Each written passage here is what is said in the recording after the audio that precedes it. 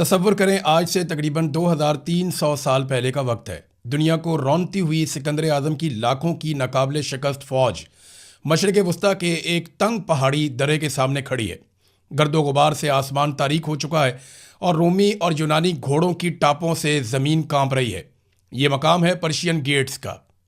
سکندر کا خیال تھا کہ وہ بڑی آسانی سے اس درے کو عبور کر کے فارس کے عظیم الشان دارالحکومت پرسی کو جلا کر راکھ کر دے گا، لیکن اس درے میں ایک ایرانی جرنیل کھڑا تھا جس کا نام تھا آریو برزنیز۔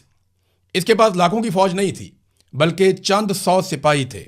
آریو برزنیز جانتا تھا کہ وہ یہ جنگ نہیں جیت سکتا، اس کی موت یقینی تھی، لیکن اس نے اپنے سپاہیوں کی طرف دیکھا اور فیصلہ کیا کہ وہ سکندر کو آسانی سے گزرنے نہیں دے گا۔ وہ آخری سانس تک، آخری تیر تک اور خون کے آخری قطرے تک لڑے گا۔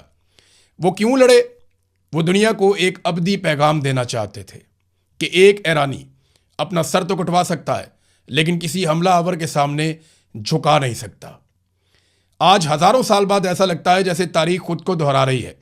خبروں میں آپ روزانہ پڑھتے ہیں بریکنگ نیوز، آپ سنتے ہیں کہ ایران نے اسرائیل پر ایک ہی رات میں 500 میزائل داغ دیے۔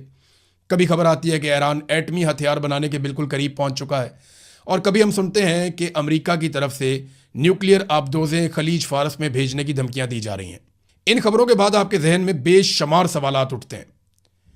آخر ایران، امریکہ، اسرائیل اور مغربی یورپ جیسے سپر پاور کے خلاف کیسے اور کیوں اٹھ کھڑا ہوا؟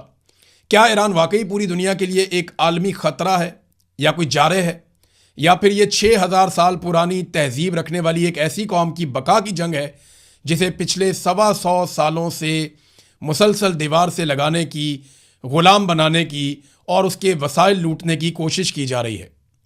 آج ہم یہ سمجھنے کی کوشش کریں گے کہ ایران کا نفسیاتی ڈھانچہ کیا ہے، یہ قوم جھکتی کیوں نہیں ہے، یہ ہار کیوں نہیں مانتے، یہ راکھ کے ڈھیر سے بار بار کیسے اٹھ کر کھڑے ہو جاتے ہیں۔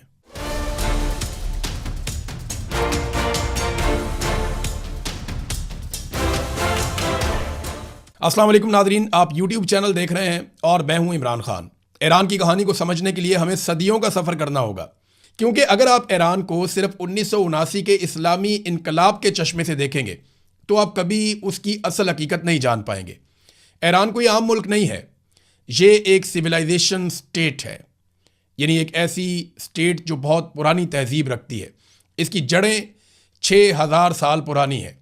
اس کو آپ ایسے سمجھ لیں کہ جب یورپ کے لوگ جنگلوں میں زندگی گزار رہے تھے، اس وقت ایران کی گلیاں رات کی تاریکی میں بھی چمکتی دمکتی تھیں۔ یہاں اعلامی اور بخامنشی، یہاں اس طرح کی سلطنتیں جو ہیں وہ قائم تھیں، ان کا قانون، ان کا نظم و نسق اور بنیادی ڈھانچہ، وہ ہر چیز موجود تھی۔ آج سے تقریباً 2500 سال پہلے 6 صدی قبل مسیح میں تاریخ کا سب سے روشن باب ایران میں ہی لکھا گیا۔ ایک شخص ابھرتا ہے جس کا نام تاریخ میں سائرس دی گریٹ کے نام سے یاد کیا جاتا ہے۔ اس نے ایک ایسی سلطنت کی بنیاد رکھی جو ہندوستان کے دریاؤں سے لے کر افریقہ اور یونان کے 3 بر اعظموں تک پھیلی ہوئی تھی۔ لیکن سائرس کا اصل کمال اس کی تلوار نہیں تھا، اس کا نظریہ تھا۔ وہ دنیا کا پہلا حکمران تھا جس نے انسانی حقوق کا تصور پیش کیا۔ اس نے بابل کو فتح کرنے کے بعد مٹی کے ایک سلنڈر کے اوپر، جسے آج بھی دنیا جانتی ہے اور سائرس سلنڈر کے نام سے وہ پہچانا جاتا ہے، مٹی کے ایک سلنڈر پر اس نے وہ باتیں لکھیں جو آج کا اقوام متحدہ پوری دنیا کو سکھاتا ہے۔ میں کسی پر اپنا مذہب مسلط نہیں کروں گا، غلاموں کو آزاد کیا جائے گا، ہر قوم کو اپنی ثقافت کی آزادی ہوگی۔ اس قانون کے تحت اس نے یہودیوں کو بابل کی قید سے چھڑوایا اور یروشلم واپس بھیجا تاکہ وہ دوبارہ سے اپنا ٹیمپل تعمیر کر سکیں، جسے وہ ہیکل سلیمانی کہتے ہیں۔ اس دور میں جب فاتح بادشاہ سروں کے مینار بناتے تھے، ایران کا بادشاہ مذہبی رواداری کا قانون لکھ رہا تھا۔ یہ ہے وہ بنیاد جس پر ہر ایرانی آج کے دن تک فخر کرتا ہے۔ انہیں ایک احساس برتری ہے کہ وہ تہذیب کے بانی ہیں۔ ڈونلڈ ٹرمپ بھی اکثر کہتا ہے نا کہ پوری تہذیب مٹا دوں گا، تباہ کر دوں گا، تو وہ ایرانی اپنی تہذیب کے اوپر بہت فخر کرتے ہیں۔ لیکن ناظرین، وقت ہمیشہ ایک جیسا نہیں رہتا۔ 330 قبل مسیح میں سکندر آیا، دنیا اسے سکندر اعظم کہتی ہے۔ وہ ایک ظالم حملہ آور تھا ایرانیوں کی نظر میں، جس نے ان کا خوبصورت دارالحکومت جلا دیا تھا۔ لیکن تاریخ جہاں سکندر کو یاد رکھتی ہے، وہاں پہ آریو برزنیز کو بھی بھول نہیں سکتی، جس نے چند 100 سپاہیوں کے ساتھ پرشین گیٹس پر سکندر کا رستہ روکا اور ایک پیغام دے دیا کہ ایرانی اپنا سر کٹا سکتے ہیں، سر جھکا نہیں سکتے۔ اس جرنیل کو جان بچانے کا موقع ملا، اس کے سپاہیوں نے کہا کہ ہم نکل سکتے ہیں، مگر اس نے قبول نہیں کیا اور اس نے کہا کہ ہم شیر کی طرح مرنا پسند کریں گے، اور مرنے سے پہلے اپنی سرزمین اور آبادی کو دیکھ کر اس نے تاریخی جملے بولے تھے کہ اے میری سرزمین تو ہمیشہ سلامت رہے گی۔ اس کے بعد دنیا کے نقشے پر ایک رومن سلطنت ابھری، بہت طاقتور رومن امپائر، ایک ایسی سپر پاور جس کے نام سے پوری دنیا کانپتی تھی۔ لیکن تاریخ میں رومن امپائر کو کسی نے ناکوں چنے چبوائے ہیں اور ان کی نیندیں حرام کی ہیں تو وہ ایران کی پارتھین سٹیٹ تھی، یعنی ایران کی جو پارتھین سلطنت تھی، انہوں نے 53 قبل مسیح میں تاریخ کی مشہور ترین جنگوں میں سے ایک جنگ لڑی تھی، اور اسے آج بھی بیٹل آف کارہائے کے نام سے جانا جاتا ہے۔ یہ روم کا سب سے طاقتور اور امیر جرنیل تھا۔ کراسس ایک انتہائی عظیم اور بھاری ہتھیاروں سے لیس فوج لے کر ایران پر اس نے چڑھائی کی۔ اس کے مقابلے میں ایرانی سپہ سالار سورینا کی فوج بہت چھوٹی تھی، جس میں زیادہ تر گھڑ سوار اور تیر انداز تھے، لیکن سورینا کی جنگی حکمت عملی بہت کمال تھی۔ ایرانیوں نے اس دن ایک نیا حربہ استعمال کیا جسے پارتھین شاٹ کہا جاتا ہے، یعنی وہ گھوڑے پر پیچھے کی طرف بھاگتے تھے اور اچانک مڑ کر دشمن پر تیروں کی بارش کر دیتے تھے۔ رومن فوج اس اچانک اور تیز رفتار حملے کے سامنے ریت کی دیوار ثابت ہوئی۔ ہزاروں رومی فوجی مارے گئے اور کراسس کا سر کاٹ کر ایرانی بادشاہ کو پیش کر دیا گیا۔ یہ جنگ آج بھی بتاتی ہے کہ ایران بڑی سپر پاورز کی بڑی فوجوں سے خوفزدہ ہونے والا ملک نہیں ہے۔ اس نے کم تعداد اور کم ہتھیاروں کے باوجود طاقتور فوجوں کا مقابلہ کیا ہے، اور پھر 13ویں صدی عیسوی میں ایران پر ایک بہت بڑی قیامت ٹوٹتی ہے جس کا تصور کر کے آج بھی رونگٹے کھڑے ہو جاتے ہیں۔ چنگیز خان اور ہلاکو خان، ان لوگوں نے یعنی منگولوں نے حملہ کر دیا ایران کے اوپر اور ایران کی اینٹ سے اینٹ بجا دی۔ یہ ایران کی تاریخ کا سب سے تاریک اور خونی دور تھا۔ منگولوں نے شہروں کے شہر صفحہ ہستی سے مٹا دیے، مردوں، عورتوں، بچوں کا قتل عام کیا، انسانوں کی کھوپڑیوں کے مینار بنائے، ایران کے عظیم الشان نہری اور آبپاشی کے نظام کو تباہ و برباد کر دیا، جس نے زراعت کو صدیوں پیچھے دھکیل دیا، بغداد اور نیشا پور کی عظیم لائبریریوں کو جلا کر راکھ کر دیا۔ تاریخ میں یہ کہا جاتا ہے کہ دریاؤں کا پانی پہلے انسانی خون سے سرخ ہوا اور پھر وہاں موجود کتابوں کی سیاہی سے کالا پڑ گیا۔ بظاہر ایسا لگتا تھا کہ ایران اور اس کی تہذیب ہمیشہ کے لیے مٹ چکی ہے، لیکن یہاں تاریخ کا ایک اور حیرت انگیز معجزہ ہوتا ہے۔ ایران نے منگولوں کو میدان جنگ میں تو شکست نہیں دی، لیکن ثقافت اور سافٹ پاور کے میدان میں عبرتناک شکست دے دی۔ کچھ ہی دہائیوں کے بعد وہ ظالم منگول جنہوں نے ایران کو تباہ کیا تھا، وہ خود فارسی بولنے لگے، ایرانی لباس پہننے لگے، انہوں نے اسلام قبول کر لیا اور ایرانی وزراء سے حکومت چلانے کے طریقے سیکھنے لگے۔ ایران نے اپنے قاتلوں اور فاتحین کو ہی ایرانی بنا لیا تھا۔ وہ جانتے ہیں کہ تلوار سے ہاری ہوئی جنگ قلم اور کلچر سے کیسے جیتی جا سکتی ہے۔ زبان، ادب اور ثقافت کے ذریعے انہوں نے اپنی شناخت کو مرنے نہیں دیا، جبکہ انہیں مارنے والوں نے اپنی شناخت کو وہاں قتل ہوتے ہوئے دیکھا۔ اب ذرا آگے بڑھتے ہیں اور 20ویں صدی عیسوی کی طرف آتے ہیں، جہاں تیل کی دریافت ہوتی ہے۔ ایران ویسے تو خوش قسمت ہے، وہاں بہت تیل نکل آیا، لیکن وہی تیل ایران کے لیے عذاب بن گیا۔ 1901 میں ایک انگریز ولیم ڈی آرسی نے ایران کے کمزور بادشاہ سے ایک معاہدہ کیا، اور جب 1908 میں تیل نکل آیا تو برطانیہ کی نیت بدل گئی۔ اینگلو پرشین آئل کمپنی قائم ہوئی، جسے آج بھی بی پی کے نام سے یا برٹش پیٹرولیم کے نام سے دنیا جانتی ہے۔ معاہدہ اس طرح کا کیا گیا، یہ تو کھلی ڈکیتی تھی۔ ایرانی تیل کے منافع کا 84% حصہ برطانیہ لے جاتا تھا، اور 16% تھوڑا سا حصہ جو بچتا تھا وہ ایران کو ملتا تھا۔ برطانوی بحریہ ایران کے تیل پر پوری دنیا پر راج کر رہی تھی، اور ایران کے اپنے بچے بھوک سے مر رہے تھے۔ سن 1951 میں اس ظلم کے خلاف ایران میں ایک مرد مجاہد کھڑا ہوا، ایران کے منتخب جمہوری وزیر اعظم ڈاکٹر محمد مصدق۔ انہوں نے ایک ہی جھٹکے میں برطانوی کمپنی کو باہر نکالا اور تیل کو نیشنلائز کر لیا۔ یہ مغرب کے منہ پہ ایک بڑا زوردار تماچا تھا۔ جب برطانیہ کو کوئی سمجھ نہیں آئی تو وہ امریکہ کے پاس گیا اور جھوٹا پروپیگنڈا کیا کہ مصدق روس کے ساتھ مل کر کمیونسٹ بن رہا ہے۔ CIA نے 1953 میں برطانیہ کی MI6 سے مل کر تاریخ کا سب سے شرمناک اور خفیہ آپریشن کیا، जिसे ऑपरेशन अजेक्स के नाम से आज भी जाना जाता है। ईरानी फौज के गद्दार जर्नैलों को खरीदा गया, सड़कों पर पैसे बांटकर हंगामे करवाए गए और एक हंसती खेलती जमहूरी हुकूमत का तख्ता उलटकर रजा शाह पहलवी को कठपुतली बादशाह बनाकर मुसल्लत कर दिया गया। जो अमेरिका आज ईरान में जमहूरियत का राग अलापता है ना, उसने अपने तेल के मफादात के लिए ईरान की हकीकी जमहूरियत का अपने हाथों से उस दौर में गला घोंटा था। शाह के दौर की पुरानी तस्वीर दिखाकर दुनिया को यह समझाया जाता है कि ईरान कितना लिबरल और मॉडर्न था, लेकिन वो सिर्फ तेहरान के सिर्फ थोड़े से अमीर लोगों की एक झलक है। पसे पर्दा 90% ईरान गुर्बत और खौफ के साए में जी रहा था।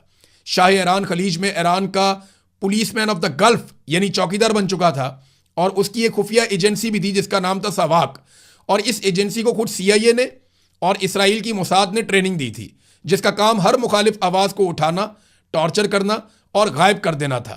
फिर एक वाइट रेवोल्यूशन के नाम से भी इन्होंने कौम के साथ एक मजाक किया और मगरबी मफादात का तहफ़्फ़ुज़ किया। फिर लोगों का पारा चढ़ता गया। एक वाकया हुआ जिसके बाद एकदम सूरत बदल गई। 19 अगस्त 1978 को एक रेक्स सिनेमा है, वहां पे आग लग गई। जब ईरान के शहर अबादान में सिनेमा रेक्स को आग लगा दी गई, जिसमें 377 से 470 के बीच में अफराद बताए जाते हैं कि वो हलाक हो गए।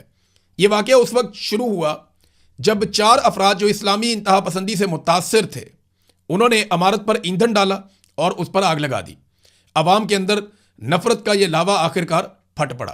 अच्छा, कुछ लोग ये कहते हैं कि ये एक फॉल्स फ्लैग ऑपरेशन था जिसको इसलिए किया गया शाह की हुकूमत की जानिब से ताकि अवाम के अंदर जो एलिमेंट हुकूमत के खिलाफ हैं उनके ऊपर कार्रवाइयाँ डाली जा सकें। अब हुआ ये कि 16 जनवरी 1979 को पहलवी को ईरान छोड़ना पड़ गया। लोग बहुत गुस्से में थे और एहतजाज बढ़ता चला जा रहा था और वो जिला वतन हो गया, अपने आप ही अपना मुल्क छोड़कर चला गया और अपनी जिम्मेदारियां ईरान के रिजेंसी कौंसल और शापूर बख्तियार जो कि अपोजिशन का एक वज़ीर आज़म था उसके सुपुर्द कर दी। 1 फरवरी 1989 को खुमैनी हुकूमत की दावत पर वापस आए। कई लाख लोगों ने रूहुल्लाह खुमैनी का इस्तकबाल किया। तेहरान में वो उतरे थे, शानदार इस्तकबाल था। अवाम के अंदर नफरत का ये लावा फट पड़ा था और खुमैनी की क़यादत में जो इनकलाब आया वो सिर्फ मजहबी नहीं बल्कि एक सख्त साम्राज्य दुश्मन इनकलाब था। उनका एक बड़ा वादे नारा था, वो ये कहते थे ना शर्की ना गरबी, यानी ना हम अमेरिका के गुलाम हैं और ना हम रूस के गुलाम हैं, हम सिर्फ एक आज़ाद ईरान है। यहाँ एक बात मैं क्लियर कर दूँ, और कई हवालों से ईरानी इनकलाब के बाद बनने वाली हुकूमत पर उंगलियां उठाई जाती रही हैं। सुप्रीम लीडर के किरदार पर, उनके गैर मामूली इख्तियारात पर सवालात उठते रहे हैं, जबकि ईरान में जमहूरियत के नाम पर उठने वाली मुखालिफ आवाज़ों को ताकत से कुचला भी गया है। मगरबी मीडिया में इसमें बहुत सारी खबरें फैलाई जाती हैं, बहुत सारी कहानियाँ सुनाई जाती हैं, मगर वो सारी सच नहीं है और ना ही वो सारी झूठ हैं। ईरानी रजीम के हमायतियों के बकौल अमेरिका और उसके इत्तेहादियों के पे दर पे हमलों और लगातार साजिशों ने ईरानी हुकूमत को अंदरूनी तौर पर भी सख्त पोजीशन लेने पर मजबूर किया है। बहरहाल ये हमारा आज का मौजू नहीं है, हम बात कर रहे हैं कि सिर्फ ईरान की और उसकी मज़ामती तारीख की। ईरान के अंदर जमहूरियत है या नहीं है, ये एक अलग डिबेट है, इस पर फिर कभी बात करेंगे। अभी इस नए इनकलाब को सिर्फ 18 महीने हुए थे, यानी खुमैनी आए, उन्होंने 18 महीने गुजारे, तो उसके बाद ईरान के ऊपर जदीद तारीख की सबसे हौलनाक जंग मुसल्लत कर दी गई। 22 सितंबर 1980 को सद्दाम हुसैन ने, जो उस वक्त इराक का हुक्मरान था, उसने ईरान पर हमला कर दिया। इस जंग का आप तवाज़ुन देखिए, एक तरफ अकेला ईरान था जिसका सारा दिफाई निज़ाम इनकलाब की वजह से बिखर गया था, और दूसरी तरफ सद्दाम हुसैन जिसे अमेरिका की सपोर्ट थी, फ्रांस लड़ाका तैयारे दे रहा था, जर्मनी केमिकल हथियार बनाने का सामान दे रहा था, खलीजी ममालिक उसको अरबों डॉलर नकद फराम कर रहे थे। तो ये 8 साल तक जंग चलती रही। ईरानी शहरों पर अंधाधुंध मिसाइल बरसाए गए, तेहरान की गलियों में बमबारी हुई और मासूम अवाम पर केमिकल गैस का इस्तेमाल किया गया, जिसके जख्म जो हैं वो आज भी बहुत सारे मकतूलीन की शक्ल में मौजूद हैं। आज भी वो असरात मौजूद हैं ईरान में। जंग के आगाज में ईरान के पास कोई बैलिस्टिक मिसाइल प्रोग्राम नहीं था, क्योंकि मगरबी इत्तेहादियों ने असले की सप्लाई ईरान को बंद कर दी थी। ईरान सिर्फ अपनी फिजाइया के तैयारों और रवायती तोपखाने पर इन्हिसार कर रहा था, जबकि इराक सोवियत यूनियन के स्कड बी मिसाइलों से ईरानी शहरों को निशाना बना रहा था। लेकिन 1984 में, यानी 4 साल मार खाने के बाद, ईरान ने इसका तोड़ ढूंढ लिया। उसने शुमाली कोरिया से हवासोंग 5 और लीबिया जैसे जराए से स्कड बी मिसाइल हासिल किए और इराकी दारुल-हुकूमत बगदाद को लगातार निशाना बनाना शुरू कर दिया। तारीख इस वाक़े को शहरों की लड़ाई یا وار آف سٹیز کے نام سے یاد کرتی ہے. یعنی ایک طرف تہران تھا، ایک طرف بغداد تھا اور بمباری چل رہی تھی. ٹیکنالوجی اور عالمی سپورٹ کی اس قدر کمی کے باوجود ایران اس جنگ میں 8 سال تک ڈٹا رہا. صدام کا چند دنوں میں فتح کرنے کا جو خواب تھا وہ چکنا چور ہو گیا اور لاکھوں جانوں اور تباہ شدہ معیشت کے ساتھ یہ جنگ 1988 میں ختم ہو گئی. اس تلخ تجربے نے، یہ جو جنگ کا ہوا، ایرانی قیادت کو ایک حتمی سبق سکھا دیا کہ مصیبت میں دنیا میں تمہارا کوئی دوست نہیں ہوتا، تمہیں اپنا دفاع خود کرنا ہوگا. آج جو آپ ایران کا خطرناک میزائل پروگرام دیکھ رہے ہیں یا پاسداران انقلاب دیکھ رہے ہیں، یہ کوئی شوق سے نہیں بنایا گیا، بلکہ اسی جنگ کا پیدا کردہ دفاعی حصار ہے. امریکہ نے ایران پر تاریخ کی سخت ترین پابندیاں لگائیں تاکہ اس کی معیشت تباہ ہو جائے اور عوام سڑکوں پہ آ جائیں. کینسر کی دوائیاں تک روک دی گئیں، لیکن ایران نے گھٹنے ٹیکنے کی بجائے اپنی ایک مزاحمتی معیشت اور خود انحصاری کا ایک ماڈل بنا لیا. جب انہیں دنیا سے کچھ نہیں ملا تو انہوں نے خود اپنے ڈرونز بنانے شروع کر دیے، اپنے سیٹلائٹ خلا میں بھیجے، اور آج ایران نینو ٹیکنالوجی اور سٹیم سیل ریسرچ میں دنیا کے صفحے اول کے ممالک میں سے ایک ہے. مغرب الزام لگاتا ہے کہ ایران حزب اللہ، حماس اور حوثیوں کو سپورٹ کر کے خطے میں مداخلت کر رہا ہے.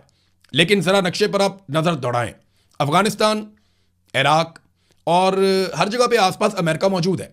خلیج فارس میں امریکی بحری بیڑے کھڑے ہیں اور ترکی میں نیٹو کا بہت بڑا ساز و سامان ہے، وہاں پہ بیسز بنی ہوئی ہیں.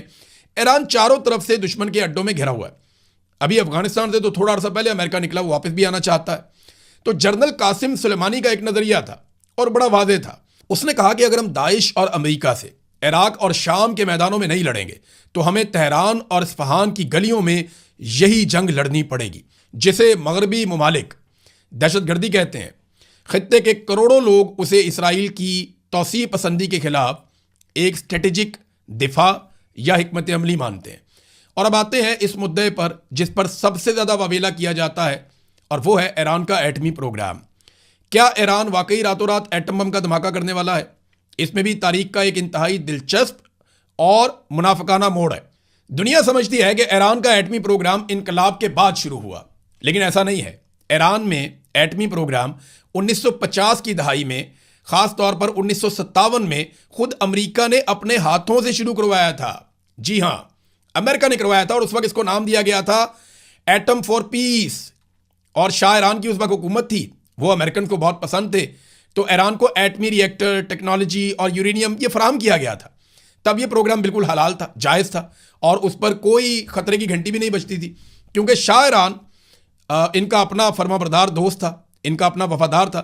لیکن جب 1979 کا انقلاب آیا اور ایران ایک خود مختار ملک بن گیا تو اچانک مغربی دنیا کو شک ہونے لگا کہ ایران بجلی نہیں بلکہ ایٹم بم بنا رہا ہے.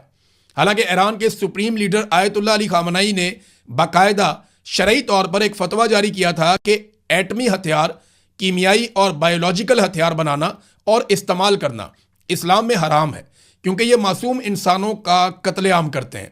2015 میں ایک طویل سفارتی عمل کے بعد ایران اور عالمی طاقتوں کے درمیان ایک تاریخی معاہدہ ہوا جسے JCPOA کہتے ہیں. براک اوباما نے اس میں بڑا امپورٹنٹ رول پلے کیا تھا. ایران نے دنیا کے سامنے اپنا پروگرام انتہائی محدود کر دیا اور سخت ترین عالمی نگرانی قبول کر دی. ایران نے اپنا نگرانی کا وعدہ پورا کیا، لیکن پھر 2018 میں ڈونلڈ ٹرمپ آیا اور اس نے یہ بغیر کسی ثبوت کے یک طرفہ طور پر اس بین الاقوامی معاہدے کو پھاڑ کر کوڑے دان میں پھینک دیا اور ایران پر دوبارہ سخت پابندیاں لگا دی گئیں. آج اگر ایران دوبارہ یورینیم افزودگی کر رہا ہے تو اس کا 100% ذمہ دار امریکہ ہے، جس نے ایک معاہدہ توڑا. آج ایران کا موقف یہ ہے کہ ہم بم نہیں بنانا چاہتے، لیکن ہم ایٹمی طاقت بننے کی پوری صلاحیت حاصل کرنا چاہتے ہیں تاکہ ہمارے لیے ایک عالمی انشورنس کا کام کرے. کیونکہ تاریخ گواہ ہے کہ اس جنگل کے قانون والی دنیا میں کمزور کو جینے کا حق نہیں دیا جاتا. جس کے پاس طاقت نہیں ہوتی اسے لیبیا اور عراق کی طرح تباہ کر دیا جاتا ہے. ایران اس وقت یورینیم افزودگی کے 60% لیول تک پہنچ چکا ہے. سائنس کے مطابق 60% سے 90% تک جانا محض چند دنوں یا ہفتوں کا کھیل ہے. یعنی ایران اس وقت ایک تھریش ہولڈ نیوکلیئر سٹیٹ بن چکا ہے. لیکن اگر بات کریں ایران کے میزائل ٹیکنالوجی کی تو وہ اب صرف اسکڈ میزائلوں تک محدود نہیں رہا. آج ایران کے پاس ڈرونز اور بیلسٹک میزائلوں کا مشرق وسطیٰ کا سب سے بڑا ذخیرہ موجود ہے. ان کے شاہد 136 ڈرون نے عالمی جنگی حکمت عملیوں کو بدل کر رکھ دیا ہے، لیکن سب سے بڑا اور ڈراؤنا خواب جو ہے وہ حال ہی میں اس نے دنیا کو دکھایا، اور وہ ان کے ہائپر سونک میزائلز ہیں، یعنی فتح 1، فتح 2۔ یہ میزائل بہت ڈینجرس ہیں، یہ ٹھوس ایندھن سے اڑتے ہیں اور بہت خطرناک میزائل ہیں، 1500 کلومیٹر تک مار سکتے ہیں، اور ایران نے زیر زمین پہاڑوں کے اندر بہت میلوں لمبے میزائل سٹیز بنا لی ہیں، جہاں پہ کوئی اور بم نہیں جا سکتا، ان کو تباہ نہیں کیا جا سکتا، اور جہاں سے بٹن دبا کر سینکڑوں میزائل ایران ایک ساتھ فائر کر سکتا ہے۔ یہ وہ طاقت ہے جس نے آج امریکہ اور اسرائیل کو براہ راست ایران پر حملہ کرنے سے روکا ہوا ہے۔ ایران کی 6000 سالہ کہانی، اس کا نفسیاتی ڈھانچہ اور ان کا طرز عمل ہمیں ایک بات سکھاتا ہے کہ سپر پاور چاہے کتنی ہی ظالم اور طاقتور کیوں نہ ہو جائیں، وہ قوم کو ہرگز شکست نہیں دے سکتی، اور اس قوم کو تو بالکل نہیں جو اپنی مٹی، اپنے کلچر اور اپنی عزت کا سودا کرنے سے موت کو ترجیح دیتی ہو۔ سکندر اعظم آیا، چلا گیا، رومی آئے، ہار گئے، منگول آئے اور ان کی تہذیب میں کہیں گم ہو گئے، اور برطانوی راج اپنے تکبر سمیت مٹ گیا، لیکن یہ خطہ، یہ ایران آج بھی سینہ تان کر وہیں کھڑا ہے۔ ایران کی تاریخ بادشاہوں، جنگوں یا سیاست کی کہانی نہیں ہے، بلکہ یہ مزاحمت، صبر اور بقا کی داستان ہے۔ وقت کے ہر موڑ پر دنیا نے اسے بدلنے کی کوشش کی، لیکن ایران ہمیشہ اپنی شرائط پر کھڑا رہا۔ شاید اسی لیے آج بھی مشرق وسطیٰ کی سیاست ہو، عالمی طاقتوں کی کشمکش ہو یا تہذیبوں کی بحث ہو، ایران کا نام ہر جگہ نمایاں دکھائی دیتا ہے۔ ایران کی کہانی چند حاکموں اور سپہ سالاروں کی محتاج نہیں ہے، بلکہ یہ کہانی ایک ایسی قوم کی ہے جس کے پاس دنیا کا سب سے پرانا قدیم ملک ہے اور سب سے پرانی تہذیب ہے، جس کی حفاظت ان کی گھٹی میں ہے۔ یاد رکھیے گا، کچھ قومیں صرف زمین کے نقشے پر موجود نہیں ہوتی، وہ تاریخ کے صفحات پر اپنا وجود ہمیشہ کے لیے لکھ دیتی ہیں۔ یہ سفر اس بات کا ثبوت ہے کہ وقت کے فرعونوں کا غرور آخر کار ڈوب جاتا ہے، لیکن مزاحمت ہمیشہ زندہ رہتی ہے۔